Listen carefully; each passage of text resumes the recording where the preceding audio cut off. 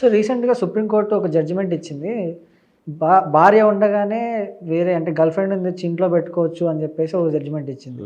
అంటే దీన్ని బేస్ చేసుకొని చాలామంది దీన్ని అంటే అదునుగా చేసుకునే అవకాశాలు ఉన్నాయి. దీన్ని మీరేమంటారు? ఒకటండి ఇప్పుడు ఒకటి నేనేమన్నానంటే సుప్రీంకోర్టు కాదు మధ్యప్రదేశ్ హైకోర్టు ఇచ్చినట్టుంది.